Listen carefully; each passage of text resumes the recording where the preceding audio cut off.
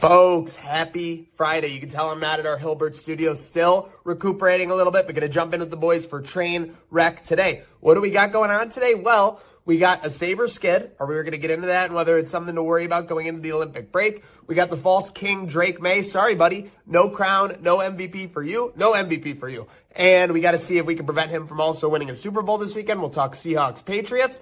We've got penis acid at the Olympics. We got to figure this out, folks. Let's go. We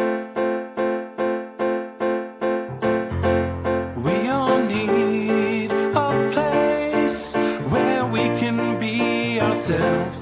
Somewhere you can leave all your worries on the shelf.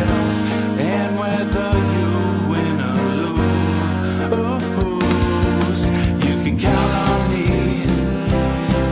And I can count on you.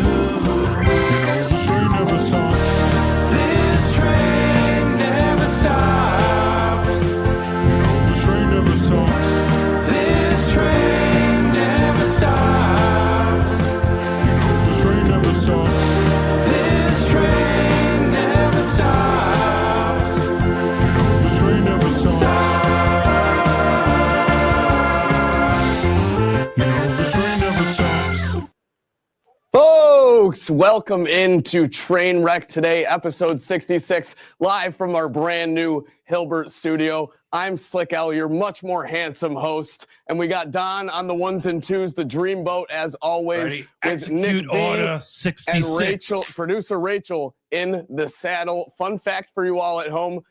Number 66, never worn by a Buffalo Sabre. We're not leaving our guy out, though, even though I just dissed him in the intro. Maniac is joining us from home, remote. Thank you for joining us, Maniac, as always. Jealous of you guys. Looks like you got a great setup there in the new studio. I'm looking forward to checking it out next week. Yeah, still getting over a little bit of a bug, so just don't want to get anyone sick. Don't want to get executed by Don there as part of a Sith act either. You got to let that breathe, Slick. He had a great promo with the lightsaber. Come on, you might be handsome, but you still got some things to feel out as host.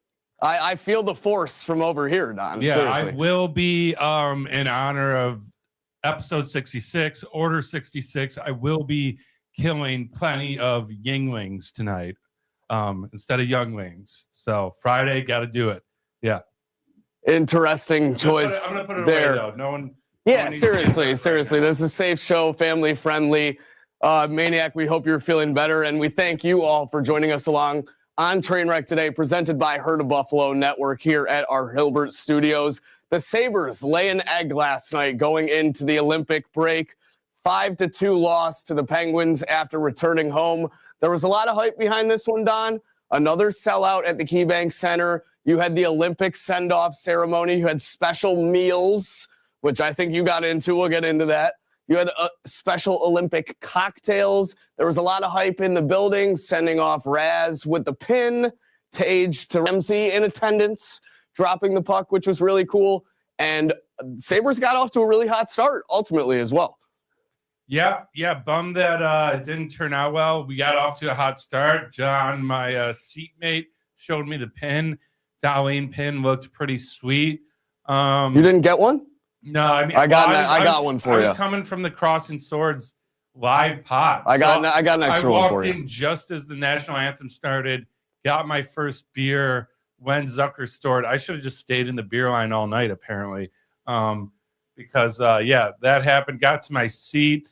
And just, I don't know, started hot. Seemed like everything was going well and couldn't pull it out for Mike Ramsey.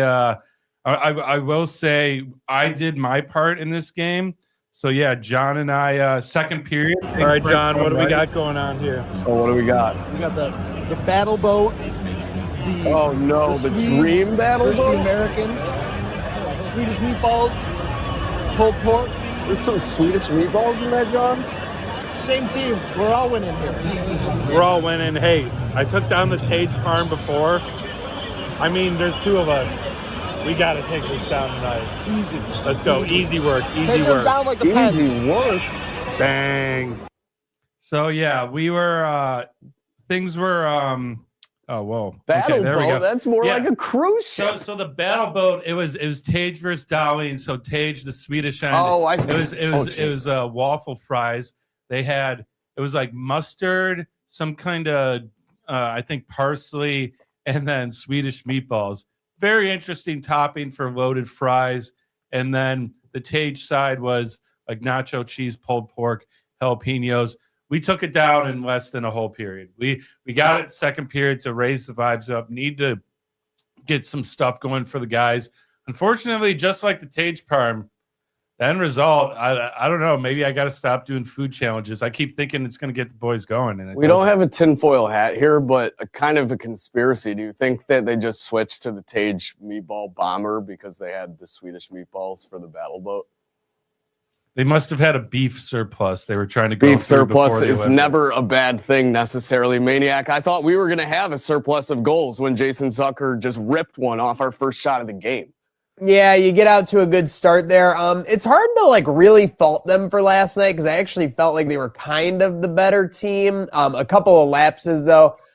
I'm sorry. I know that some people want to say he's provided great depth. I am good with seeing the only 78 I want to see in Buffalo sports is when I see a Bruce Smith jersey hanging on the wall at my favorite establishment. I do not want to see Jacob Bryson out there anymore. I mean, that was just such a boneheaded play on that first goal to allow that rookie playing in his first game to get by you and then blast it. The second goal, a little bit more of a fluky play. I'm okay with it. Same guy, right? I thought it was unacceptable from Bryson. I'm sorry. Bryson, not his best game. Samuelson, not his best game. I'm still completely not in on Owen Power. I don't know about you guys. I thought Tage had one of his worst games of the season. Tage, too. I mean, it just like looks like he had cement hands. He just couldn't control the puck. He had that one good dangle in the third period where he kind of got hooked. And yeah, I'm with Maniac. I thought for the first period, I'm like, this is all us. They got two fluky goals. I wasn't worried after the first period at all. Exactly. Yeah, no, the first period for sure. Then second, obviously, we look like we do our typical second period thing. We got cement blocks on our skates. You said Tage has got cement hands, and we can't find the net at all, but they find it once. Remind me what was I think we killed a penalty or two in this period as well. Yeah, and we got a power play, and I looked up. The power play last night was atrocious. Yeah, well, part of the problem is I'm like, man, we can't hit the net. I'm like, can I get a number on this? I look up and it has the secondary scoreboard with the stats. We're 5 minutes into the second period and we have like 10 missed shots already. I mean, we couldn't hit the broadside of the barn.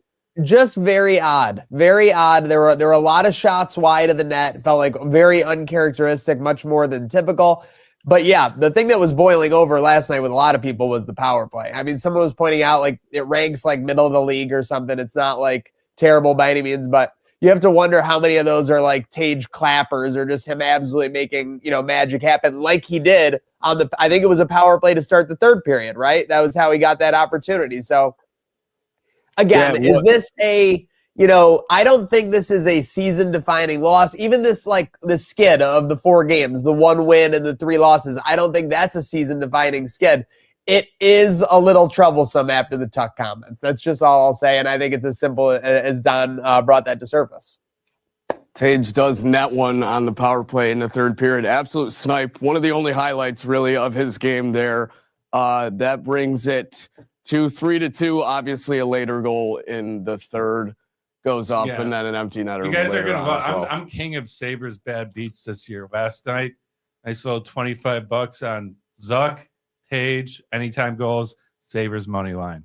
And yeah, who knew the Sabres money line was going to be the one that lost it? I mean, yeah, last night it's not a panic game. It's not a push the panic button. For me, it was more, again, it's because we don't have a game for 20 days, Olympic break. It was more, I felt like Charlie Brown kicking a can down the street with my head down afterwards. Just disappointing. You want to end it on a better note, but nothing that I'm losing sleep over. Honestly, too, I thought Lyon could have had a little bit of a better game. He definitely did not have his best game. Just it seemed like a few times he'd have the puck in his gut and he'd dive on his back because he didn't know where he was. Know exactly what you're talking about. When we end the game, I look up. Yeah, we end the game with 18 or 19 missed shots.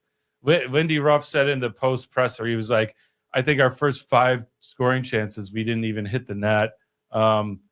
Yeah, Owen Power, man, like I was talking to someone last night, like, you know, it's been said, people are like, oh, he's a finesse guy, he's a skill guy. And I just want him to play bigger. Like in the comment I have to that is, isn't Dahlin our finesse skill guy? Well, he got to the NHL, he figured out, no, I got to play physical too. This guy really needs to start playing physical. Lindy's loves him apparently because he's putting him on the power play so consistently. I feel the same way about this. Was you guys had the pregame show last night at Sandbaggers. One of the segments the boys did on CSP, they were asking everyone to grade performances so far in the season. I was shocked to see a couple people actually gave like Owen Power like an A. Like other people gave him like high grades. Like I could not believe that. I think I gave him either a C or B minus. It was I gave you and I think I gave him a B minus and you gave him a C plus. We were right in the same area. I gave him a C minus because, like, I've been hard on him, but like you said, Don, needs to be physical. At the end of the day, you're a defenseman. He does everything right for an offensive-minded guy, but he doesn't use his body. He doesn't guard guys in the crease. He doesn't get guys out from in front of the goalie when they're screening. Just doesn't use his body at all. No physicality aspect. And when you're playing defense, it's hard to kind of rely on that style of play. Like you said, Dahlin even had to adjust once he got to the NHL. On that Dahlin adjustment narrative, do you guys buy into the narrative that like Owen Power, like they grow into their bodies necessarily, like in the NHL, that he doesn't know how to use the size of the NHL yet? I don't know when the hell he's going to. He's like 6'3", 240, and he's not even using it. So it's been the reoccurring thing for years. People still say give him time. Like, how much more time do we need? He's signed an extension. He's going to be here for a bit. Like, what are we doing? I think there is some truth to it. Now, like, I wasn't playing professional sports in my 20s, but this sounds weird. I do remember being like 27, 28, and it hitting me being like, oh, I'm kind of tall. And I never like I started seeing, like, looking at other people and seeing like I was a little taller than them. And like, I don't know if it's just a mental thing, but I didn't realize I'm not that tall. I'm 6 foot. Like, but like, I didn't really notice height or size. Like, so I do think there is some of that. The other guy that fans are loving that is on the fan hot seat right now, Quinn, couldn't hit the net last night. He had just not a great game. And I think too to wrap up this little spiel I'm giving on a positive note. Last night was a game where we didn't take advantage of a single mistake they made, and they take advantage of every single one. All their goals were like us making a bad mistake. The one in the second period, I mean, we win the draw, and he just fumbles it on the blue line, and they go 2-on-1 the other way. Like it's tough to win a draw. That's old Sabres hockey. Yeah, you win a draw. The guy breaks his stick. Maybe that was third period. Breaks his stick. You're like, oh, great, they're down a stick, and then goes the other way, 2-on-1. Just tough. Was tough indeed. Something that was not tough. Well, actually, something that was also tough. NFL honors. It was tough for one guy in particular who did not deserve the most valuable player. Drake May, sorry, buddy. 2 Josh Allen votes might have just done you in as Matt Stafford goes home with the hardware. Maniac, I know you're big on this. Your initial reaction and thoughts, especially seeing that Josh Allen still is doing favors for Bills Mafia in the offseason. You know, like we were looking at the MVP this year, and just the fact that even Drake May like is in the running for it shows that the threshold of what it took to be an MVP this year was much lower, was much less defined than in past years. But yeah, the one thing I'm glad is that people didn't give into the peer pressure of it either has to be May or Stafford. These 3 votes essentially may have cost Drake May the MVP. I don't think Drake May deserves to be the MVP. I think he's one of the more fraudulent stars in the NFL at the moment. We'll see if time tells on that. Maybe he's like kind of a reverse CJ Stroud. He does it in his sophomore year versus his rookie year. But we'll see. Ultimately, Sunday will be the day that defines Drake May's week. He didn't win the MVP award. If he can bring home the Lombardi, Pats Nation isn't going to really care. But if he loses, then they kind of go home empty-handed. It would be my dream weekend for sure. Don? Yeah, I mean, they always say MVP is a regular season award. We don't consider the playoffs, but listen, we're all human, and anyone that watched these playoffs, I mean, the watching his play had to affect your opinion somewhat. On the biggest stage, finally playing against good teams, good defenses. 4 fumbles against Texans, three fumbles against the Chargers. You know, barely What escaped. value was he adding in the fourth quarter in Denver when all they needed was anything resembling like a new set of downs or something like that? Remember the third down in Denver where they just told him to roll out and throw it out of bounds? Like, that was unbelievable. The guy does not add value to the team. They coach him up well, and he makes plays every so often. Nobody can deny that for sure. But to act like he's the most valuable player in the league is just bonkers. Yeah, I think justice was served. And again, like Stafford, you can say, you know, maybe it was a seniority award. He's never won an MVP. It's about damn time. I think that has something to do with it too. But I mean, he deserved it. Now you could say he's got, you know, way more weapons and stuff. But I think, listen, the NFC West arguably was the hardest division in all of the NFL, right? But it's not even a debate. Yeah, not even close. And that's kind of the thing. Like I put in, we're going to talk about, you know, our big game stream when we get to that. Is the Seahawks? I mean, they had to play 2 division rivals just to get here, and like that's very rare. I mean, that was kind of Bills in the early '90s. Sometimes is back when the Colts were in their division, we'd play them, and then Miami, and the AFC champ. But that's a hard route because your division opponent knows you better than anybody. So yeah, happy for Stafford. I know our guy Steve is happy for Stafford too, in-house Rams fan. So yeah, that's right. Wow. I do think it's funny. People are grilling the one guy that voted for Justin Herbert, but I don't know. Yeah, I did like how he tweeted out that it was him. I mean, that was pretty funny. It was legitimately like Lady Olenna in Game of Thrones. Like, I want you all to know it was me. Yeah, no, it's good. By the way, real quick, co-MVPs would have been almost worse than Drake May winning it himself. Like, co-MVPs, what is this, like early 2000s with Steve McNair and Peyton Manning? Like, seriously, they were talking about this with Josh and Lamar too. It's just nonsense, really. I didn't hear that with this one, but I'm glad I didn't, and I'm glad we didn't move any forward with that. No co-MVPs. Drake May is not an MVP. Matt Stafford is. Let's hope he goes home. Drake May goes home empty-handed on Sunday. Other than that, the NFL honors. The biggest highlight outside Maniac might have been Drewski. And might have been. One highlight specifically has a lot of people saying that bro will never get an invite back to the NFL honors. If you don't know what I'm referring to, Jackson Smith in Jigba won the what was the award he won? Offensive player of the year, right? I'll look it up. Yeah, but let's face it. Drewski saw a very small opening and he dove right for it. He went head first. Offensive player of the year, which is well deserved, by the way. Yeah, Drewski, like you said, he saw shark-infested waters and he just took his socks off and dove right into that son of a gun.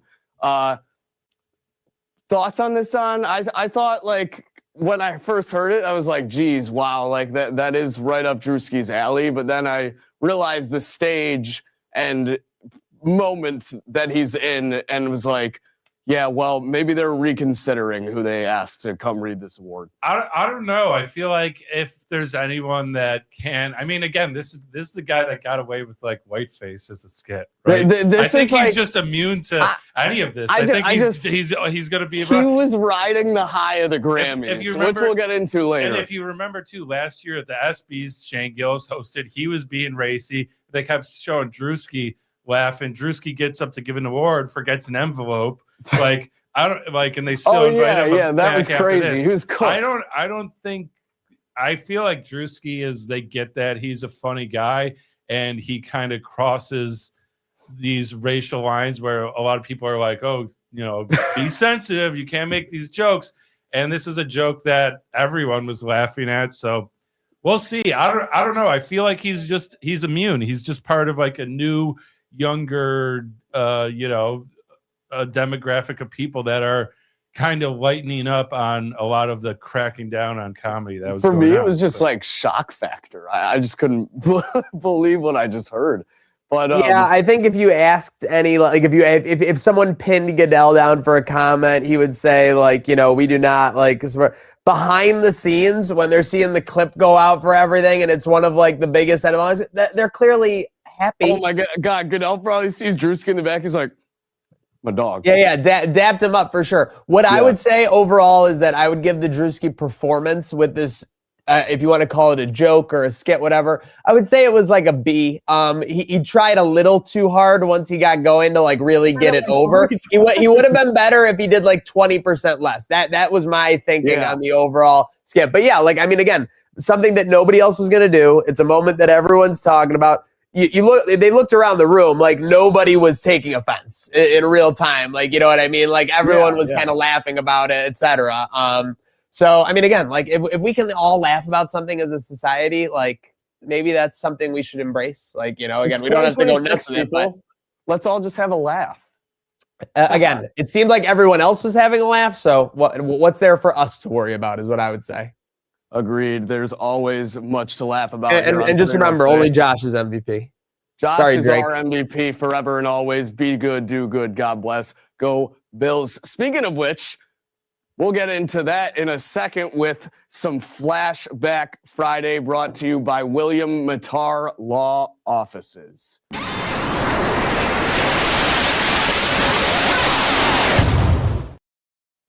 Maniac, I feel like that was like Chris Paul to Blake Griffin. You just threw me like the biggest oop ever, because on this day, 1 year prior, Joshua Patrick Allen is the NFL MVP and has a moment that Buffalo fans will remember for forever within that speech, Maniac.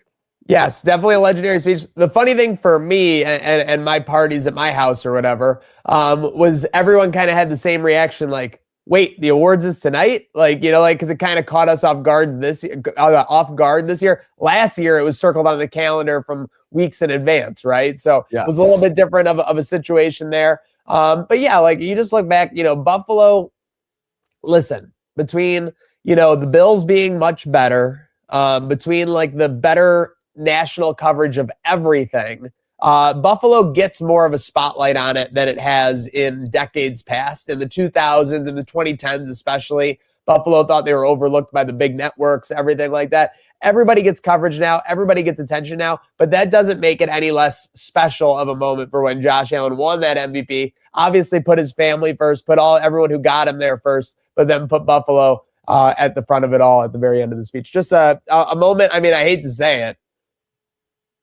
top moment of the last like 5 years, essentially. I would maybe longer. You could probably stretch it to a decade, and I think a lot of people would agree with you, including Slick Rick in the mailroom, Don. You got Slick Rick in the mailroom. You got the birth of a great Haley Steinfeld meme there with her doing the oh my gosh, was that your wing meme? That was the wing meme. Holy smokes. Yeah, that's still pinned at the top of our page. Chiefs fans found that one. It spawned a phrase that's still being said to this day. It is still in our merch shop right now. Yes. Inspired. Be good, do good, God bless, and go Bills. I think it's inspired a lot of merch for sure. Be good, do good, God bless, go Bills. That was 1 year ago today. What a beautiful moment. I remember, just on my personal note, I was skiing and I didn't want to know, because all week I was hearing it in both ears from Mike Bunt about how the committee was going to just hand this award over to Lamar Jackson because the NFL MVP was decided on Netflix on Christmas Day. No, that was RG3. Then I take my phone out on the chairlift to the news. Cashed ticket, future ticket. Obviously, Maniac and I made that stop at the Presque Isle Downs on the way to our third straight SummerSlam, and we had a time. Thank you, Josh Allen, MVP ticket. That was amazing. That was a great cash by you. Sabres in 07 beat the Atlanta Thrashers. I was gonna say What a ATL, a team three. you don't see too much nowadays. Yeah, Agreed. great win there. I think we had some highlights of this one posted up on the Crossing Swords flashback. We did a little shootout special. Sabres had 2 goal scorers from the 07 team. Ryan Miller made 2 saves. They scored 2 goals. Who were the 2 goal scorers for the Sabres? Well, I watched the video in the shootout, so I cheated. But It's the most predictable ones. Danny Briere and Alesh Danny Koda. Briere with one of the filthiest, silkiest deke to backhand top shelves I've ever seen. I forgot that they That's were normally Kodalik's move. Yeah. That's what I'm saying. And then he was the next shootout goal scorer in that same shootout. I forgot that guys were doing that in the shootout back in 07 because you didn't see the same like skill with puck possession and movement in shootouts, and especially dekes like that going in one-on-one. The power shots were a lot of the play. I think Kodalik literally just went top right snapper with the wrist in that next shootout goal in that same game. The amazing thing about Briere's is that the goalie like ends up in the goal. Yeah, I mean, it's just like it was such a good move that he basically fell backwards. The old school goalies where they start like doing the running man backwards and end up falling over. Yes. On this date in 2010, not as good of a result. Sabres start out 0-7. I completely forgot about this because obviously then they would go on and save it as our last playoff team, right? Yeah. 10-11. That was the last time we made the playoffs. They made the playoffs in 2010 and 2011. They missed in 08 and 09. Okay, so yeah, but this was a shortened season. The 09-10 season, you're saying? This is the 09-10 season? You tell me.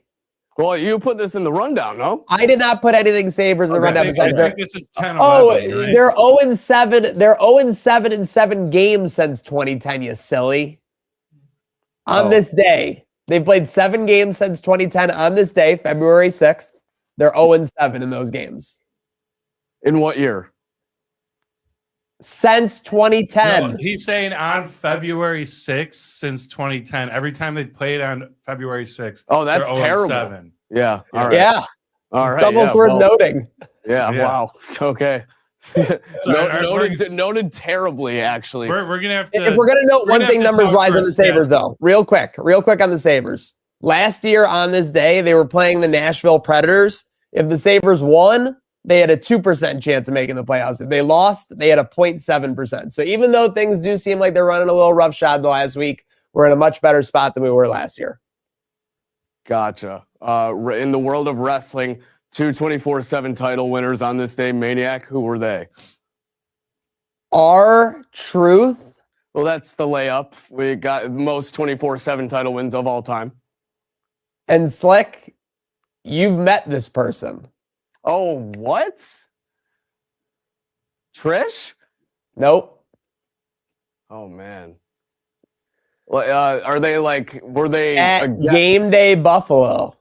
Well, oh my God, what? So they were not a wrestler. They were a guest in the world of wrestling. Not a wrestler. They were at a celebrity event when the 24/7 title was making its rounds.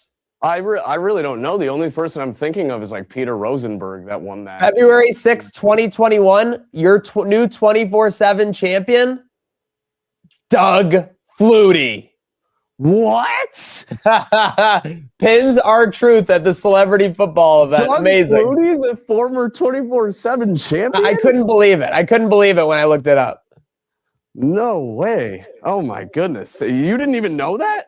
I've forgotten because it was literally they did it to start the event. Flutie pinned R-Truth, and then at the end of the event, R-Truth pinned Flutie. Remember how they were doing that whenever they did for sure. stuff? And then they probably went to show it as like a clip on Monday Night Raw or something. There you go. Yeah. So well done, WWE. Happy birthday, Deborah Ann. How do you pronounce that before I botch it? Okay. Do you know who that is? I don't. I was hoping you'd like help me. Medusa, Alundra Blaze. Not familiar, not privy.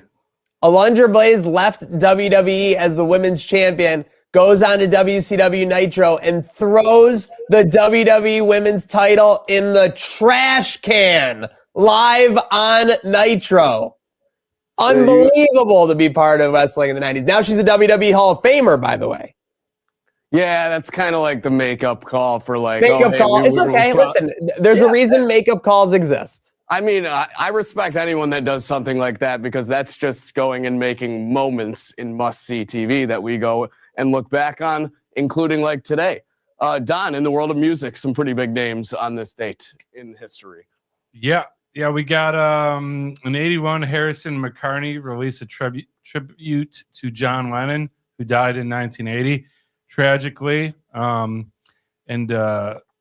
that's pretty huge. But really, I mean, this was huge in my childhood. 2003, 50 Cent bursts on the scene, releasing "Get Rich or Die Trying." Now, if you don't remember, he kind of got a little intro with one song on 8 Mile with the Wanksta. And everyone was like, who's this 50 Cent guy? Get Rich or Die Trying starts, he ends up making a movie with the same name. But I mean, there's so many bangers on that. Into Club, obviously, PIMP, If I Can't, Many Men, still is getting memed today. Oh my! I mean, it's just full of bangers. It's amazing because 50 Cent kind of became like the hottest rapper of all time during this window, for sure. The crucial thing to never forget, though, is that literally, he had that start. He had Wanksta out, like you said, Don, and that was when he came on the radar of Eminem and Dr. Dre. When those three teamed up, like you said, the rest is history. Is it safe to say? I'm forgetting about 21 Questions, too. 21 Questions is a classic. 21 Questions and Patiently Waiting, featuring Eminem too. Yep. This album was all killer, no filler. Wanksta was my favorite for sure. Yeah. Is it safe to say that this is top 10 rap album all time? I think culturally it kind of has to be, especially because G-Unit was able to ride the coattails of this for like almost a decade. Yes. When G-Unit, you can have your opinions about it. I always liked it. Maybe I just was into 50 Cent, but they made like 2 albums. It was kind of his version of like Eminem's D12, where he kind of brought his friends along with him, which is always cool to do. G-Unit. Yeah, and I mean they got a whole clothing shoe line. I remember, in high school, like mad people were rocking the G-Unit shoes and stuff. So. Weren't they rocking like Echo stuff too? The Rhino? Or am I tripping? Might be tripping. Rocked that. No, and then you think of 50 Cent's how he platformed that for business deals with vitamin water and all this shit. Like unbelievable. Made tons of money. So yeah. Business mogul and creator of the Diddy doc, and I'm sure much more on the horizon for one of the world's biggest haters. But one of the biggest albums on this day in 2003. That was Flashback Friday. But on this Friday, we're looking into the future a little bit. We have a little teaser for the big game on Sunday, brought to you by our guy, William Matar. What scares William Matar the most? Find out the full story February 8th during the big game. Hurt in a car? Only call William Matar. 444-4444. I mean, I'm itching to find out what scares William Matar the most. I know, this is some spooky stuff. Spooky stuff. I can't wait. Will be glued to my seat for that commercial during the big game. More trending topics going on in the NBA trade deadline today, I believe. A lot of action yesterday that was happening left and right. Giannis is one of the guys that was not moved, however. I mean, after me bringing up like the Shams reports on the show last week, I just feel stupid now. Like Giannis just deciding to take his seat in Milwaukee. What's going on? Did you see what the Bucks did about Shams? No, what'd they do? Did they ban him from the building or something? I'm pretty sure Doc Rivers at a presser yesterday said that they're putting Shams on the trading block. We live in the craziest timeline for sure. It seemed like Giannis was gone. And then did you see the tweet he did? No, what did he say? He's like, legends don't move, legends attract. And he used the clip from Wolf of Wall Street where he says, I'm not leaving. Oh my God. I mean, it's a good like save, but we all know dude wanted out. Doc Rivers saying Shams on the trading block is like one of the most classic Doc Rivers things he could say at this point in time. All a little confusing to me. Your reaction, Don? I mean, yes, any? it's weird to say, like, we attract guys. Well, it's like, well, who attract? You didn't make Who a are you move. going to attract to And Milwaukee, the brother? trade deadline has come and gone, and you guys are sitting in the basement of the East. So maybe next year, but Yeah, saw what you did for Dame Lillard. Can you do that for me? Like, nobody's saying that. I hate what these guys have tried to done where they try to emulate Kobe. Like legends attract. Like, brother, Kobe might have, but he was in LA. Like, you're in freaking Milwaukee, dude. Damian Lillard got there and immediately is sitting out couple seasons with injury. Not just saying, it's not the greatest look. A lot of other moves around the league, including the Wizards, who Maniac on Lunchtime Locks got a huge outright win on yesterday. I mean, by the way, I love how the Bucks, I don't know if you saw that. They're like, we're not trading Giannis, but we're open for other trades. Yeah, well, great. What? Yeah, like no one is calling your phone now. I hate to break it to you. No one's calling you for Giannis Antetokounmpo either. So he has a no trade clause unless his brother's going with him. So I have this whole trade here. It's actually a 3-team deal. Charlotte is in it. They received Malachi Branham, but Dallas with the pull here. Chris Middleton, AJ Johnson, Tyus Jones, Marvin Bagley III, a 2026 first-round pick, a 2030 first-round pick, and 3 future second-round picks. All those players are via the Wizards, except Tyus Jones. The picks are all from different teams. Wizards received Anthony Davis, Jaden Hardy, D'Angelo Russell, and Dante Exum, right on the heels of getting Trae Young in a blockbuster deal as well. I see the comment section is buzzing. What's up, Robbie? What's up, JT? Yeah, the Wizards making a splash, Maniac. I know you were all over this on the betting line as soon as they were 14.5-point dogs. Yeah, I mean, the Wizards are trying to do something for sure. I mean, they went out right last night. I don't know what's going on. Is Anthony Davis, even a piece anymore? Like, it feels like this guy was a part of the Doncic trade a year ago. It was literally just over a year ago. Now he's getting thrown in as a random piece. It's just very, very odd. By the way, I love how the NBA is just we're throwing in a 2030 first-round pick. Dude, what? No other league deals 4 years out. It's absolutely absurd the way they do things in the association sometimes. Crazy back when Oklahoma City was making all those trades and getting 27s, and now here we are in 26 seeing 2030 trade positions being put on the table in these deals, Don. Yeah. Wild time. Yeah, I see Dallas fans are absolutely sick because when you do the math, should be. They're we basically traded away Doncic for 2-3 scrub players. I'm sorry, crazy. I'm sorry, but they're absolutely the NBA conspiracists that say Adam Silver gave Dallas the first pick to ship Luka to LA and keep them relevant. They're hotter than ever right now. Because that Dallas team, that was the only compensation, and it really all makes no sense looking back on it now. Apart from that, one of the first trades that was hitting the market, James Harden, that is, off to the land of Cleveland. Don, he's already getting a warm welcome from local businesses in Cleveland. Yeah, I mean, Harden at it again. You want to talk about who's pulling the strings of the league? It might be this guy somehow.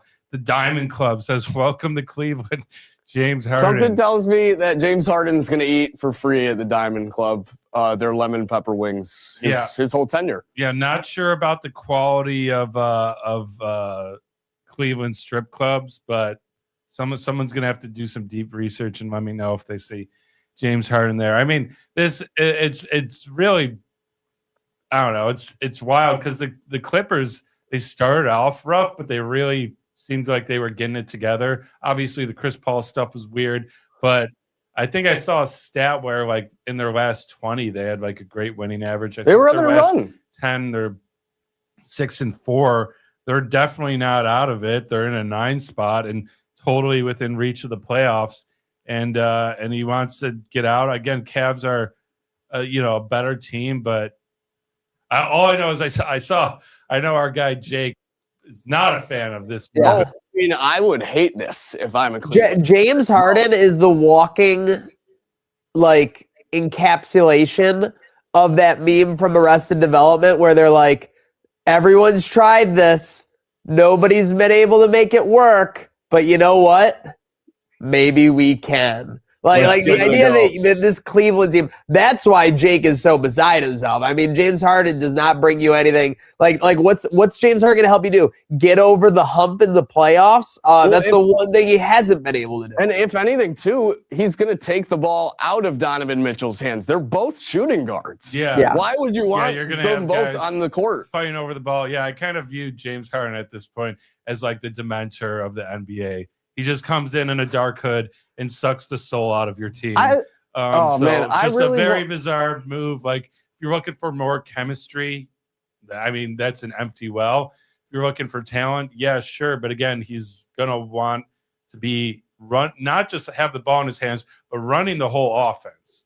That's like why he wanted out of Clippers, pretty much. Even though, so yeah, gonna be interesting to see how him and Spida, kind of this dynamic works with them. I really wanted him and Kawhi to work, and now it's never forget that Riff Raff could have played for the Clippers.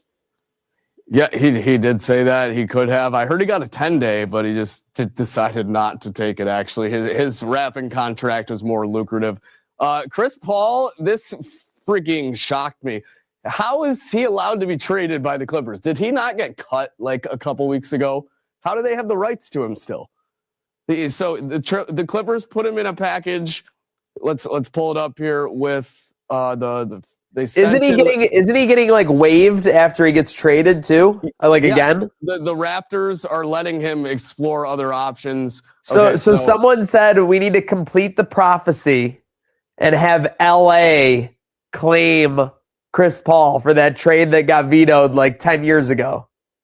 I mean, like now is better than ever. LeBron and Luka are right there. Who else is going to take him for a depth point guard? Really? LeBron, Luka, and Chris Paul would make the Lakers must watch for this stretch run. Absolutely, that's showtime, and that's exactly what they want too, right? Yeah, I mean it's on par with the Lakers. Bring another older guy. Why not? I'd love to see it. They could just have him and LeBron alternate, load management days. This is crazy because this is a 3-team trade, and Toronto literally just received Chris Paul, who is now going to get waived and go to a different team. So it's a salary dump, as they say, or whatever, right? Yeah, sure, which it seems to be what a lot of teams around the league are doing. A lot of these other trades, not even too worth mentioning. Oh, I guess Lonzo Ball is on the way to Utah via Cleveland. Jock Landale. That's crazy. Yeah. So what was the year where LeBron trade his whole team? That was that like 20? That was 2018. It was when they got AD. Yeah, 2018, and then would go on to win that bubble championship a couple years later. Oh no, I'm talking about the when he was on the Cavs though. I sorry. I thought you were thinking of Lakers. You're good. I think it was 2018 because the next year he went to LA, but 2018 at the deadline, I remember them winning a game and then he traded the whole team the next day. Oh, I think that was damn near 19 because 18 they were in the conference finals, and then I think it was 19 because Dwayne Wade came to the Cavs, right? And it was that was an off-season move though. Oh, okay. Well, because remember he started the year. He started the year in Cleveland. And he's like, dude, this is not working out. And they literally traded him back to Miami. Yeah, that whole team was an absolute mess. Else in the sports world, Gavin McKenna. So I hear about this. Gavin McKenna, #1 prospect, Penn State, allegedly arrested for felony assault. Not just arrested, getting charged. Officially getting charged. Okay, officially getting charged. Yeah. Grand jury. They laid down the indictment. He's getting charged.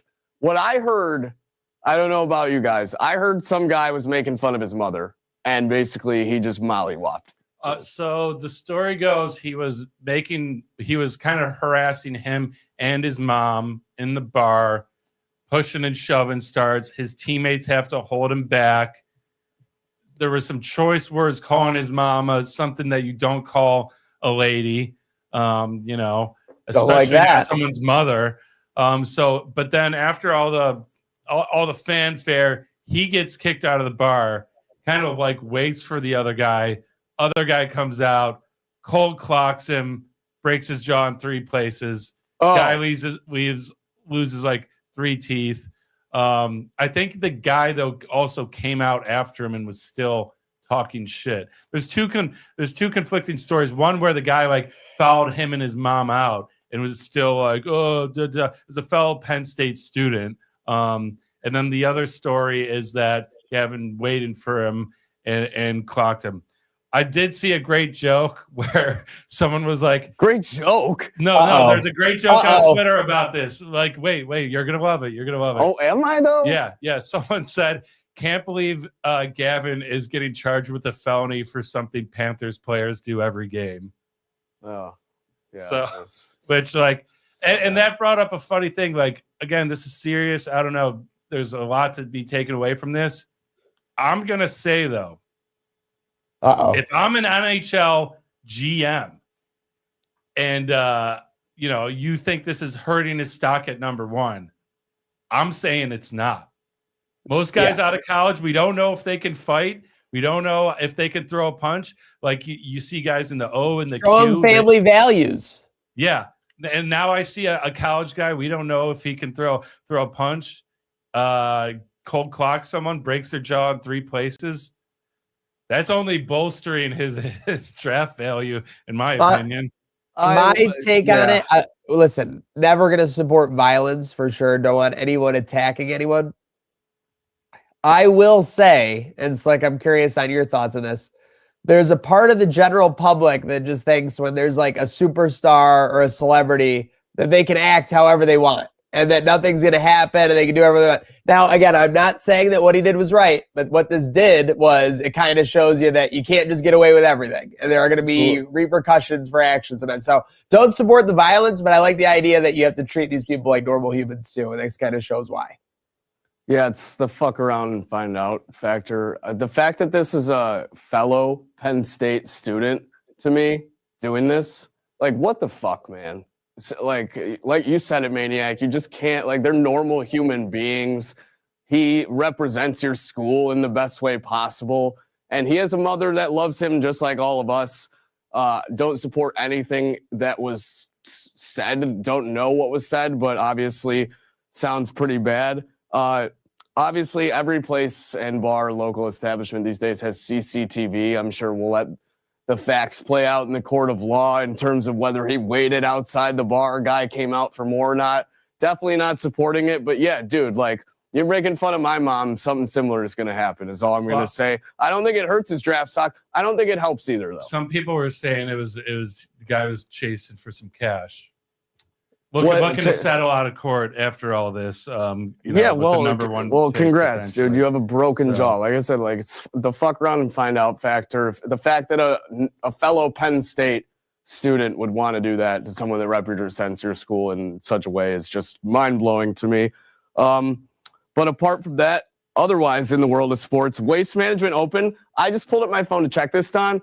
When we were checking the score before the show went live, I was like, oh, Hideki's right in this thing. He's only 4 back. He's right in it. Since then, through 11, I'm sorry, he's under 6 on the day, -9, now leads the pack at the Waste Management. Maniac, I know you're saying that you can't really determine these things until the turn, but the Waste Management, anything can happen. And Hideki's hot early. Yeah, well, you got to get up the scoreboard early if you want to give yourself a chance in those 3rd and 4th rounds. You know, Hideki's my guy. That's my biggest future hit that I've ever had was Hideki on the 2021 Masters. Yep. So, if he gets hot early, there's no telling what could happen. He's definitely playing very well right now. Like you just said, I think he had about 3 or 4 consecutive birdies. I was just watching him just now. He actually kind of duffed one on the par 5, so he's only going to end up parring a very easy par 5. But yeah, great day so far. Scheffler scuffling after that win a couple weeks ago. So be interesting to see how the golf season rounds up before we get to the majors. Indeed. My guy Min Woo just on the tails of the pack there.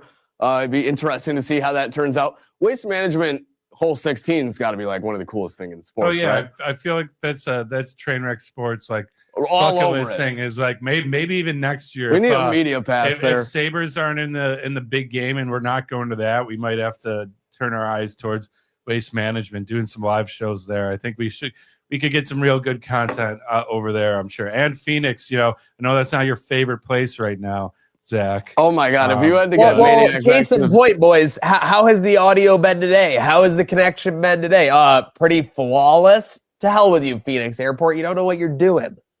might have to fly into like Tucson or Tempe if we we'll go just to Waste make sure Management. not to do an airport Scottsdale, show. maybe. We'll get a nice Airbnb, even a nice hotel. And I heard they and throw do it down in there. Scottsdale. We The can only make it Phoenix happen. I mess with is Joaquin. See, and that's totally fair. Something that a lot of talking heads don't think is fair. WGR, Sabres, Bills, partial breakup. We kind of got into this on Wednesday. We were short on time. Shall we analyze any further? Yeah. I think some stuff has since come out. Yeah, well, I'm gonna give Maniac the floor because we haven't really heard from him about this. He wants to talk about it. I have some things to say, but I'm interested in him, especially. I've seen he's throwing some tweets out there. So yeah, what do you think of all of this? And first off, RIP everyone's media literacy that they thought they had. Bunt just put them all in a coffin with that one tweet saying that nobody knows what anything means. The one surprising thing that I will say, today there was an article from the Buffalo News that said they were kind of like caught off guard, WGR, by this move. I don't necessarily buy that. I think that they kind of had whispers that this was happening a lot sooner. I think if you look at their digital strategies, how they've been now utilizing their YouTube, their Instagram, there was a period about a year ago, like I'm not trying to slander them because this is just a fact. Their Instagram was literally just ads. They posted ads from partners and they would post it on their page. Like there were literally no content. Now there's content every day. They got YouTube streams. They got clips going up. So they definitely changed the operation. They're moving with the way the winds are blowing. I just think they knew about it sooner than they're letting on. Now, where will this ultimately affect them? Obviously, I don't think this is as big a deal as everyone's making it out to be. It's absolutely not because the morning show made a big deal about receivers or anything. This is definitely something that the Buffalo Bills just wanted to do. They want to in-house their content. They're doing the same thing with the Sabres. It's just to make more money at the end of the day, to control your content, to make more money, to be a more efficient business. And it's something they couldn't do 15 years ago, but they clearly do now, Don. Yeah, I mean, wasn't Bean just on the show yesterday with Jeremy and Joe? He's still going to do appearances and stuff like that for sure. So yeah, It's not like that's why I said weird... partial to begin with, folks, because it's not like a complete 100% breakup. I saw someone that said the Bills just created 200 more Jeremy and Joes. It's like this the Bean thing has nothing to do with it. But if I also was a stan of those guys or even those guys behind closed doors, why not spin that narrative? It makes you sound more powerful and important. I agree. It might truly be. So there's that. There's a couple ways to look at this, and you're right, Zach. I'm glad you mentioned that tweet because I saw it, and I'm like, that's a great point. A year and a half ago, there wasn't really much clip game happening. Then we see him putting out clips using CapCut like we are, and we're like, oh wow, they're the WGR starting to do things that the lowly podcasters do. Starting to get into that arena a little bit. So yeah, maybe the writing was on the wall that things were going to change, or maybe they were just saying, "Hey, how can we make our show more popular?" And their marketing team got in their ear, "Hey, we need to be doing more than just be going on the radio." But that goes to my point on Wednesday is it's we're not looking at radio being dead tomorrow or even in 5 years or even in 10 years. But if we're going to act like this isn't a slow, painful, steady decline and death, then I think you're wrong. And it's just another sign of that. They can come out on this side for the better, for sure. But it's not like they're going to benefit from losing the game day coverage, from being the flagship station of the Buffalo Bills, being the flagship station of the Buffalo Sabres, which they can no longer say, that's a detriment to them. Now, again, they've built such a big body of work. They've got those awesome characters. They've got those personalities that, they can build out on socials, and they can probably be just as successful, if not more. But this is definitely a hiccup. It's definitely a speed bump in the operation, for sure. Yeah, and not even just that, but the Buffalo News mentioned they're losing the midday One Bills live show, right, with Tasker And so now they have a midday slot to fill. So yeah, I don't know. They mentioned they're giving some one of the younger guys. I think we met Derek at the Zach Jones and Derek Kramer. The boys are getting an opportunity. Yeah, so for me, like I've been harping on it for a while. I said it on our show Wednesday. I'm like, to keep up. I've seen it happen in so many media forums. Is you have to. I'm not saying, hey, get the old guys out of there, make them retire. No, keep them around. But you do have to have a passing of the torch. You do need to get younger demographics involved. You need to get more people in the room. And so, yeah, getting Zach Jones and our guy Derek that we met at a Batavia Downs event last year. I'm happy that they're getting young blood in there. And this might turn out to be a great opportunity for a lot of young guys. Other people think this is going to scare some people coming out of college looking to get into broadcasting away. Time will tell, but off the rip, Buffalo News says there's young guys are getting that slot, so I think that's cool. Sometimes a Gunther needs to go over an AJ Styles and a John Cena. Whatever side they end up on, hopefully it's the bright side. Let's look ahead at our bright side vibes are this weekend, sponsored by Resurgence and Bright Side Vibes Vodka Seltzers.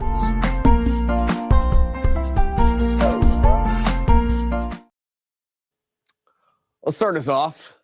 Obviously, we have the big game, big stream. Not everyone's on the bright side about all that because of the two teams there. We could be there.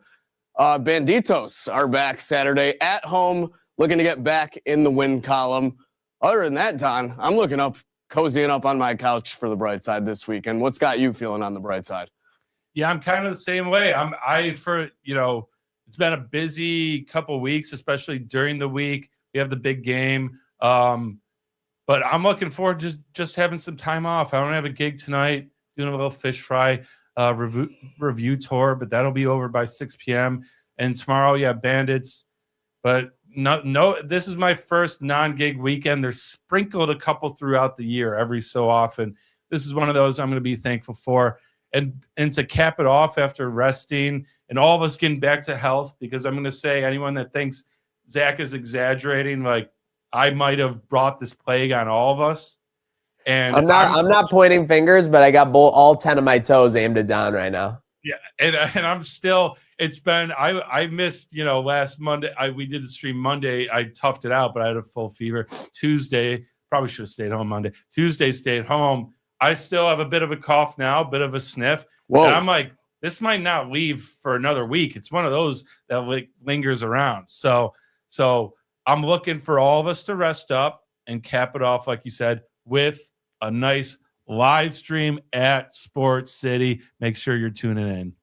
Nothing better than a big game live stream. Am I right, boys? But speaking of side. Yeah, the bright side for me, listen, Don just said it. So he took the wind out of my sails, but it's just important. When you're not feeling good, when you're sick, you kind of forget what it's like not to feel sick. You kind of forget about that's the normal, because your body's just hanging on. Not to be too dramatic, it's been mostly stuffiness, but yeah, Wednesday I was up and down for sure. So finally feeling up to 80% plus here. Just looking forward to feeling better, resting up this weekend. A lot of fluids. It's going to be waters only for me probably on Sunday, but looking forward to a big cap of the weekend for certain. But yeah, it'll be nice to put a button on the NFL, the football season of it all, and we'll have Olympics, Sabres, Banditos, like you said, a lot of things getting us on our way into spring. Days are also getting longer too, boys. You can start to see. Days are getting longer. You can start to see. We get out at 5 p.m. We get out 5:30. You can still see a little daylight. You can still see a little brightness. That's a bright side to me. You can definitely still see a little bright side. That's what's got us feeling on the bright side this weekend. Yes, sir. And so for our Friday kind of merch fundraising spotlight, big shout out to our friends at TSE Buffalo. They currently have their season finale sale running at billsbids.com. But as importantly as they've officially teamed up with our friends at Sweet Buffalo and Buddy's Second Chance Rescue. So not only are you scoring some awesome memorabilia, but you're supporting great friends of the show, Buddy's and Sweet Buffalo. This is awesome. Did I see, Zach, that they even got some Goodbye McDermott stuff. They just had McDermott. Let's face it, there's still a lot of process loyalists who might want to score some of that to remember the era. And the really key thing here on the BillsBids.com of it all, boys, it launched last night at 9 p.m. It's going until February 9th at 9 p.m. They got 300 items up for grabs. And this is the thing the community loves. 100% of net proceeds going to the Buffalo Bills Foundation. So you can get some great memorabilia over at TSC. They're supporting our great friends at Sweet Buffalo and Buddy's Second Chance. And you can obviously, your money goes right towards a donation to a good cause. It's a win, win, win. Great causes on this Friday. That is our Friday fundraising. But Don, there wasn't a lot of fun last night at the Sabres. Some people might be crashing out. Let's check in with the Trainwreck Sports Crash Out Line, sponsored by William Matar Law Offices. Yeah, so not much happening in the crash out neck of the woods. Listen, we need to get, Sabres Twitter. I know there's not a lot to complain about right now for Sabres Twitter. Again, we're in a good spot in the standings. Did that loss really affect us because they're in the other division? Maybe not, but I mean, it would have been nice. If we got those 2 points, we would have jumped up to second place in our division. But listen, Sabres Twitter, I need to hear more from you. I don't need you going crazy and crashing out. I just want to check in. Like, how are you doing? How are you feeling? And how you can hit that up is at our line, 716-226-6263.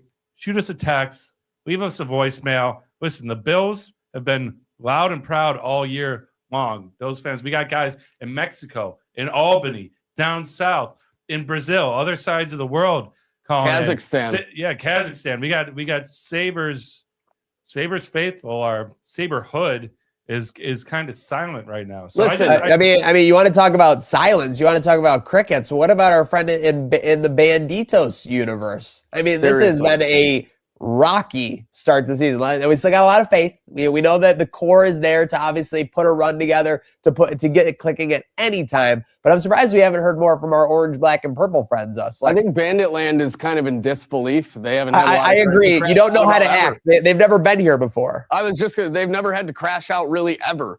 But Sabres fans, this is ridiculous. You guys I feel like you found something to complain about online for the past 15 years. Don't crash out online. Crash out on our line, 716-226-6263. Something that doesn't have me crashing out, the fact that it's Friday, and that means it's time for our Pop Culture Corner. Let's go. Our Pop Culture correspondent, Nick Polinsky.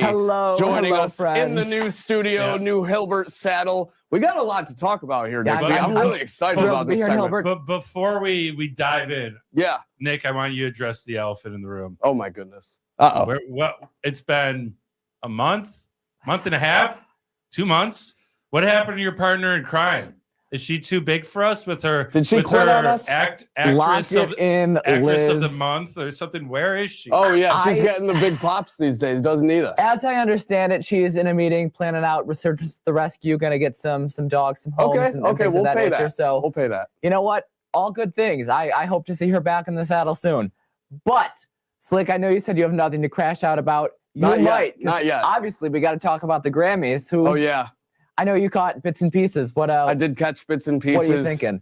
I thought it was great. I like seeing all the people in the crowd, the outfits. It's really a spectacle. I didn't catch too much because I then went on to do some dub hunting with Maniac. I was pretty upset. I tuned in late and missed the Sabrina performance. It was a great performance. I did see the highlights. There was a dove apparently she had in her hand. Sabrina Airlines. I thought that was a great bit. You didn't see the Chaperone fit? I did see that. I did see the Chaperone fit. Do we have a? Oh, I don't know if it's. Yeah, no. I don't know if I thought it was about to be me. I'm like, oh no. No, I don't know if I. All I know is Nick P was about. I don't want to get copyright strict, and I don't want to get. Listen, we're finally in the YouTube monetization, and we can't have nudity is a strict thing on YouTube. We can't show it. Chapel, if you see this, we remixed Hot to Go with the Bills going to the Super Bowl. It's pretty cool. You should check it out. Anyway, so yes, I don't know if you know this, Lake, but Sabrina actually won nothing all night. Yeah, I did notice this. I don't So what was she nominated for? Album of So pop she was album? like song, album, record. Yeah. Yeah, a lot of that nature. Is that why they let her open the show, though? I mean, opening the show is kind of a privilege, right, Polinsky? I would agree. I would absolutely agree. I think great performance by Sabrina Carpenter. I love that they did give her a nod, even if she didn't win anything. I don't have too much beef with the winners. I don't know. I would have liked to maybe see Sabrina win something just because she's had a massive year. And of course, I'm a Carpenter fan. But Jesus was a carpenter. I was going to say, have we seen a carpenter treated this badly since maybe the crucifixion of Christ? It's a long shot, but you might be onto something there. Anyway, I will tell you who got a little disgruntled at the Grammys. Cher. So, I don't know. Did you see this when you were watching? I did not. So, they brought... maybe. So, Trevor Noah brings Cher on stage to present her with a Recording Academy's Lifetime Achievement Award. There was supposed to be a ceremony the previous night. Yep. Cher missed it. So Trevor Noah brings her on stage, gives her the award. Immediately after, Cher was supposed to announce Record of the Year. Yes, Trevor Noah gives her the award. Cher wanders off stage. He has to call Cher back and say, Cher, you're actually supposed to announce the award. So Cher goes up to announce the award, and she's just standing there, squinting, and she's like, oh, I'm sorry, told me it was supposed to be on the prompter. Looks at the envelope, is supposed to announce that Record of the Year is Luther by Kendrick Lamar with SZA. Actually reads out Luther Vandross, who is, of course, the artist the song was inspired by, and that says, oh shit, I'm sorry, it was supposed to be Luther by Kendrick Lamar. Oh, no. It cuts to Kendrick in the audience laughing it off. But is Cher okay? Like, I know she's I don't aging. know. How old is she? I don't know. She's got to be up there, right? Yeah, tough look. But, hey, at least it wasn't like... 79. Yeah, that's 79 years old, Cher decent is. amount of age, for sure. So, I hope all is well with Cher. I just thought it was kind of funny. Strange-looking human being. Indeed. That's not a very kind thing to say about any I just said human strange. being. I didn't say bad. I didn't say bad or good. It's just a lot of people like to be strange. Don't you love the show Stranger Things? Well, so. Look, it's funny. You should Don is being so rude right now. We honestly. live in the upside down. Maniac. We stand Cher on this show. We do stand Cher. Maniac. Don doesn't believe in life after love. Say we stand her or we stand her? Like, I can stand her. I don't know. We stand. Okay. I could stand her, I guess. Zach, are you hearing me? Yes. Zach, you thought we were done with Stranger Things. Not yet. But not yet. Guess what? Stranger Things is I couldn't believe when I saw the preview for this. I mean, you talk about just taking away a part of the show's lore. Oh, are you kidding me? Animated? It's really funny. So the whole thing is animated. None of the original cast is returning. It's set between seasons 2 and 3. And the creators were like, by the way, this isn't canon. Until earlier this week, they were like, by the way, it's canon now. So I'm really wondering, obviously they're not like fighting Demogorgons in between seasons 2 and 3 because they closed the gate and the Russians reopened it. So I'm not sure how that works. I'm not sure if we'll be watching. I did some digging. I saw somebody online say this looks like discard animation from a video game. There was supposed to be a Telltale game they were working on like 3 years ago. I gotta wonder if they just repurposed that. I will say, I don't know if we'll be watching. I think it's kind of not the best idea from a narrative standpoint. Here's the deal. They want more Stranger Things. They want to print more money. I don't blame them for that. It is very, They clearly said it was not canon while the show was still going on because they didn't want you to think they were doing anything to devalue the show. Now that the show is done, tell me if I have my conspiracy helmet on here, Nick. Now it's canon because you have to watch this. You have to tune in and see what happens in Indiana. So much as it is just what's happening. So Stranger Things, Tales from 85. Will we be watching?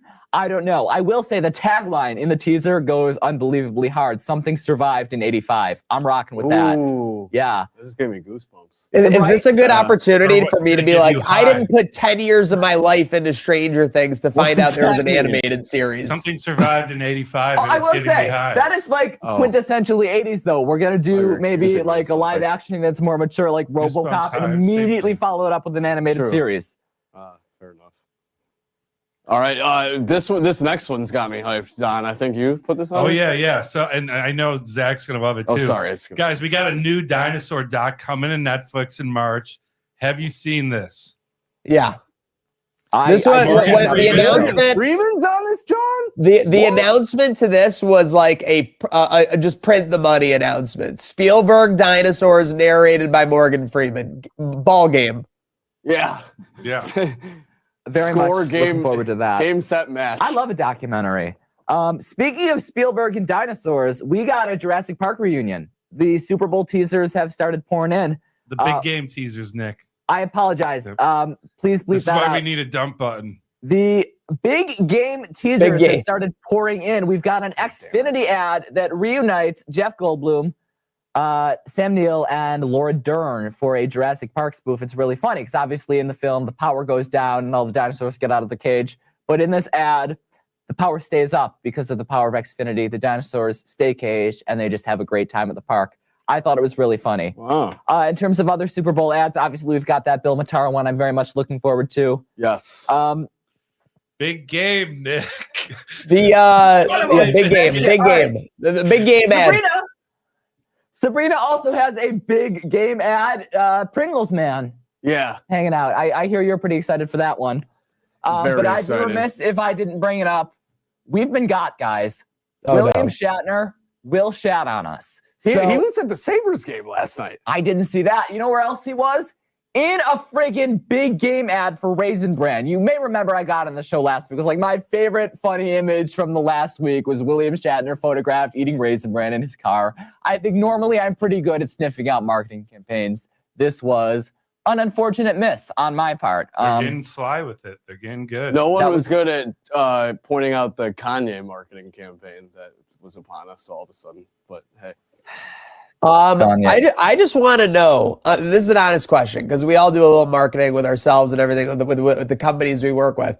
Who was like the first person to be like, let's just take a bunch of people that were in a show, make a commercial, but pretend they're still in the show? Because that's the same thing they're doing with this Jurassic Park movie. Like, did they have to get Jurassic Park or like that company to sign off? Like, clearly they did, because it was actually moved. Right? Yeah. Very dumb question. But like when they do the characters from The Office, for example, where it's not the same office, there's nothing the same. Like, I feel like it's kind of like a cheat code for these commercials, right? It's like literally a way to kind of become like extra movie lore. And by the way, this Xfinity ad with the Jurassic Park, amazingly done. And I'm gonna steal a tweet here. God. It was actually better than Jurassic World Dominion, 100%. Probably. No, dude, it matches the framing, the lighting of the original so perfectly. It was great to see. You know what else was great to see? Maybe a sleeper hit. Marvel Studios' Wonder Man. Have you seen this? Have you seen anything about this? I have not. So I checked this out on a whim. I just needed something to watch.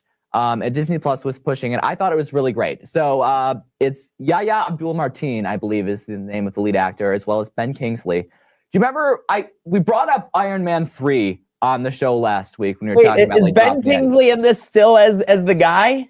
He is still the guy. So you may remember the end of Iron Man 3. It was a hotly debated plot twist. The Mandarin is revealed to just be an actor. They bring him back for this. It's really funny. It's not your typical superhero show. It is about this superpowered actor in a world where superpowered individuals cannot be actors due to some like safety concerns after an incident that they get into in the show. Whoa. So he's trying to guard his secret while auditioning for a superhero movie. Whoa. And it takes you like through the audition process while like the authorities are closing on him. He's trying to get this dream role. And he finds guidance or maybe some friction with the actor from Iron Man 3 who was playing the Mandarin.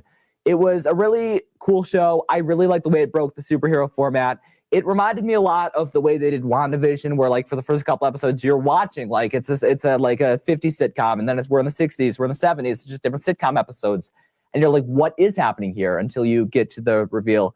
It was kind of cool. I thought it was something probably worth watching if you've got a couple hours on your hands. Kind of cool. MCU has been struggling between the She-Hulk of it all, like there have been some duds. Yeah, you mentioned WandaVision. WandaVision was the flagship show that launched the greatness of the MCU streaming shows. It was like, wow, this is so good. If we can get back to that, Nick, we might be in a good spot for Marvel. Yeah, absolutely. I thought it's a very good spot. I think I'm excited to see maybe if they do anything with this character moving on. I found him very, very convincing. I loved it. Moving on, I hear there's maybe some AI news in the world on social media. What's that about, Don? Yeah, Zach, you see this Molt book?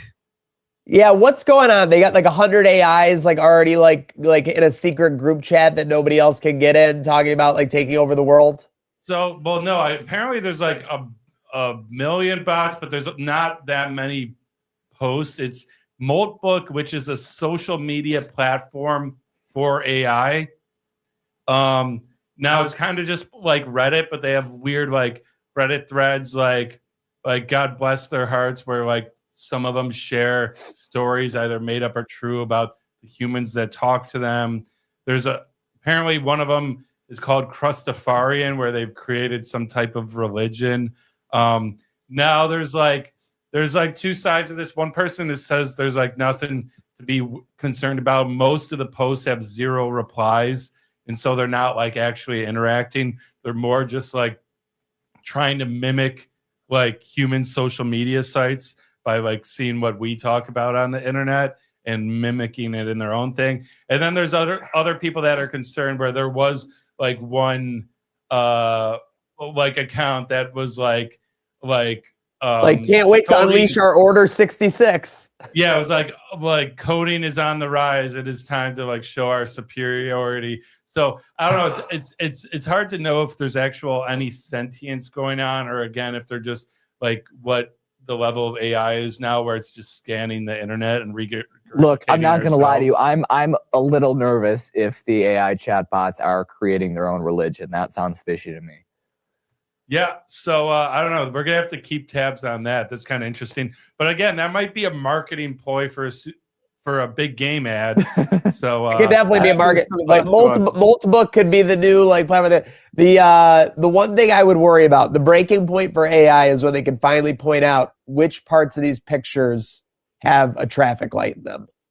That's going to be very devastating. It's always bothered me because why the hell do I have to prove to a robot that I am not a robot? That doesn't seem fair to me, Slick. Don't you know, Maniac? We're past that. We're on to sliding the puzzle piece into place. Yeah, sliding the puzzle piece worries me. Like honestly, I think what the AI is game planning for is like, how can we get a human in a room with like some kind of like mortal like danger to them, and they have to point out where the traffic lights, where are the bridges in this photo, where are the automobiles in this photo. Yeah, it's going to be a problem for sure. Did you just hear that? They might be on us. It's just not Meow Mix that are coming after us. Speaking of problems, can you think of a bigger problem than being caught in an affair on a global stage at a Coldplay concert? If that had happened to you, how would you spin it? You just gotta I think you just gotta control the message.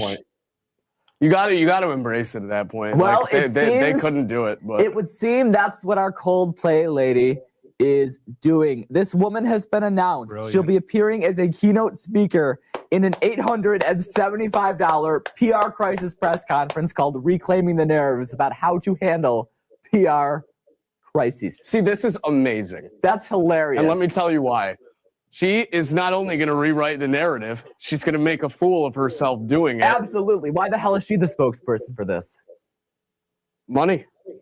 I love it. Why is this the woman you'd want to do it, though? Like, she's the only woman I would want to do it. Who is like paying for this consultation, honestly? I really wonder if, sound off in the comments, if any of you are going to go to this conference, pay the $875. Let me know what she's talking about. Let me know what it goes. Should we send like a mole and put him in the crowd? It's very, like, I want to hear how this woman is going to handle like a PR crisis. I want to see. I feel like she didn't handle well. Like, did she lose her job? I think she lost. Definitely her job. Lost her job. This is very much like OJ writing like Confessions of a Killer. If I did it, like if I did kill him, here's how I in front do of it. a live audience. Right. Yeah. No, this is awesome. I would love to see her slide deck for this. Please. Yeah. Let's get her on the show. I mean, $875 a ticket. That's more than the Coldplay concert, probably. For Taylor Swift. Actually, that is like triple almost. Actually, what I paid for that's Taylor probably Swift. on par with what it was for U2 or Coldplay in the Sphere. $875. Ridiculous. I mean, they're in the CEO box though. So, couple of small line items I want to get to before we wrap it up here. Beatles movies coming out. They're doing 4 movies about the Beatles individually. We've got the cast announced. We have got Paul Mescal as Paul McCartney, Harris Dickinson as John Lennon, Joseph Quinn as George Harrison, and Barry Keoghan, R.I.P. as Ringo Starr. He's not dead. Sabrina Carpenter just broke up with him. Many people are... He's dead to me. Exactly. Many people are looking at these pictures of the Beatles and saying, wow, it's making these actors we thought were sort of attractive look really ugly. And I didn't get it because Beatlemania was sweeping the nation. Everybody's like, the Beatles are hot as shit.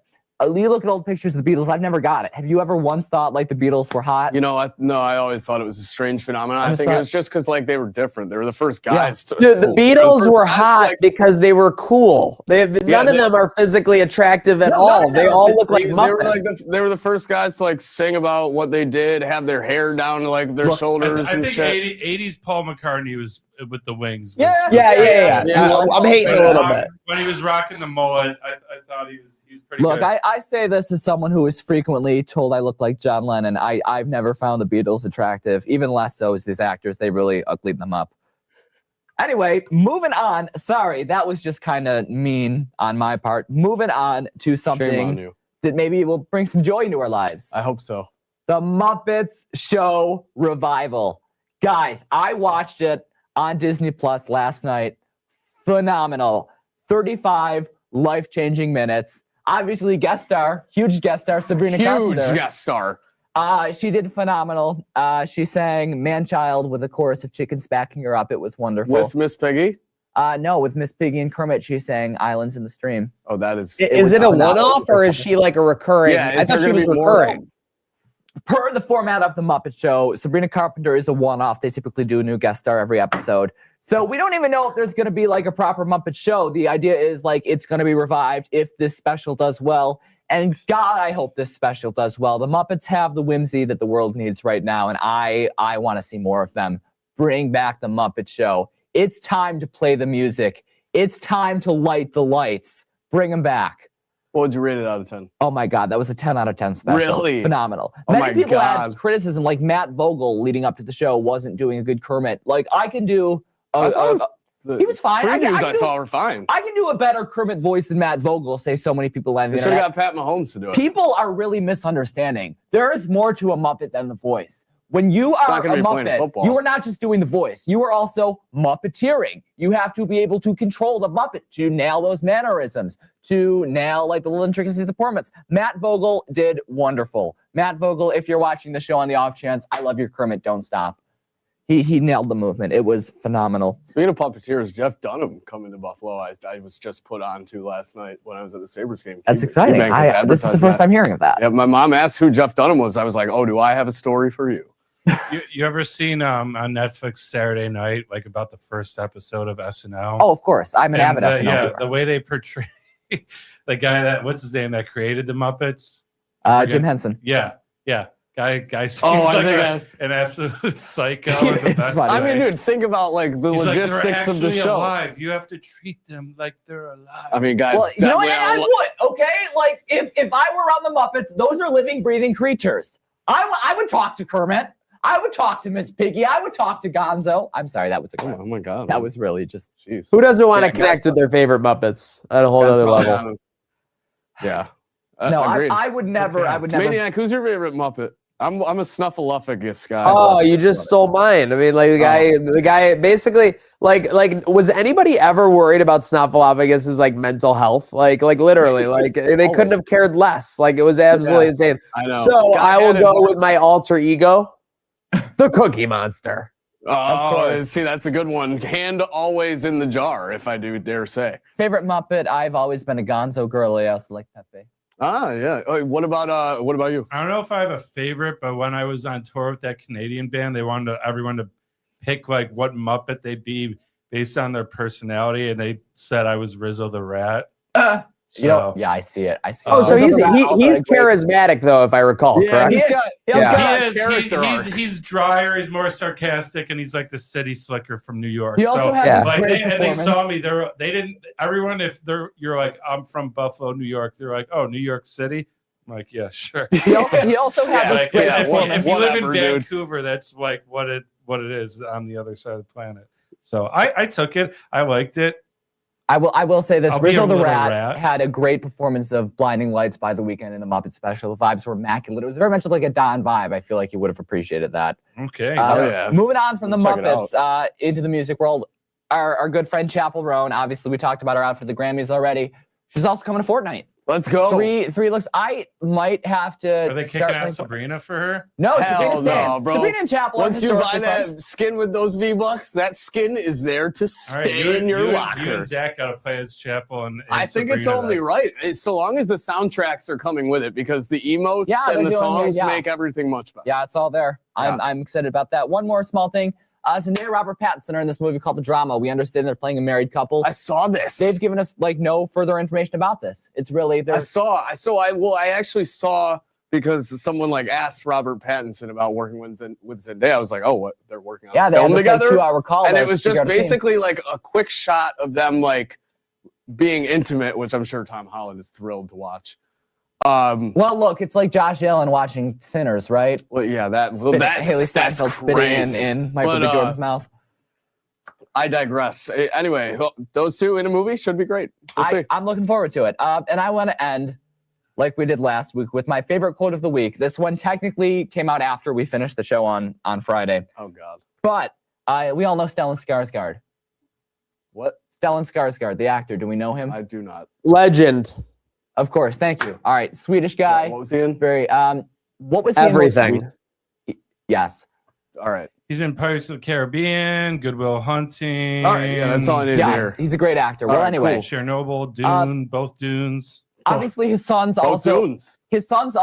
went in followed in his footsteps, started acting.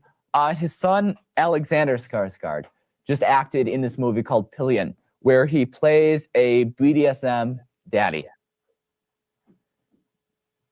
I like the look on your face. What do you think Stellan Skarsgård had to say about seeing his son act as a BDSM daddy in this movie, Pillion? I have no idea, first off, but I feel like the fact that you're bringing this up, he was probably oddly proud. So this interviewer asks Stellan Skarsgård, how did you feel seeing your son do This BDSM? is a great quote, by the way. I can't Hilarious wait question now. to ask him, number one. I like if my father had seen me in that movie, I probably would have been disowned, straight up, you know? Seriously? Is that bad?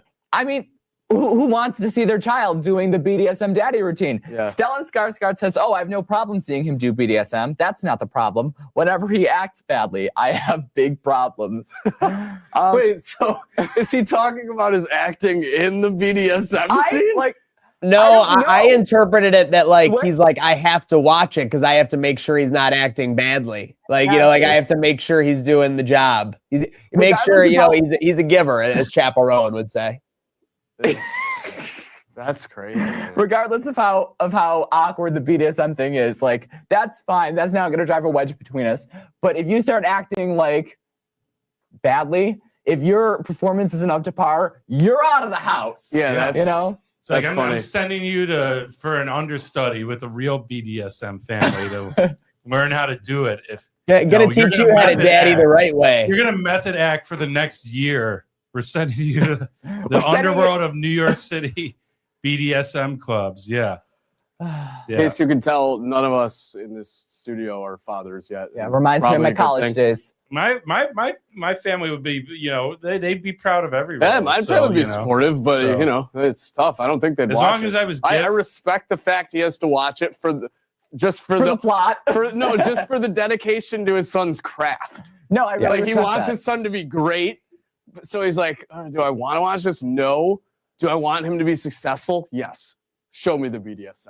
Show me the BDSM. Bring it on. Show me BDSM. And that, my friends, is how we're going to end. That might be our new catchphrase. honestly. BDSM for 500. Show me the BDSM. Show me the BDSM, and that, my friends, is how we end Pop That Culture is Corner train on wreck this today. Friday That is an afternoon. absolute train wreck if I've ever heard one. Shout out sign-offs before we go. We all put dubs in the chat for Maniac to feel better at home. Big Any dubs. other shout-outs or sign-offs? I'm just looking forward to this Chappell Roan and Fortnite and seeing some of the vids because when they had Sabrina, they'd all like group up and play in a band and Yeah. dance together. Like I'm team looking up forward on, to like team a up bunch on of other guys. chaperones like in a house like scissoring together or whatever. Okay. Is gonna be happening. I was gonna say video games are for the girlies again, and you took it there. Damn Oh it. my God. I mean, it couldn't have got much worse from the BDSM, I guess. So. I'm pro. This is like No, me and we're all Chapel pro. Rose. Our values are in line on this. So. We're all pro for sure. Any shout out sign offs? Yeah, let me just shout out my close personal friend Willie Matar. Love him. 4's up for Bill Matar. Yep. The Crimson Folks, Chin himself. thank goodness it's Friday. Hope you all go enjoy the big game this Sunday. Make sure to tune in to our live stream from Sports City Pizza Pub, 1407 Niagara Street, or reserve a table. Come get a beer with us. We'll all hope for a Patriots downfall. Until then, we can only hope to have a good weekend. And folks, there's only one way to start by doing that, and that's to have a good day now.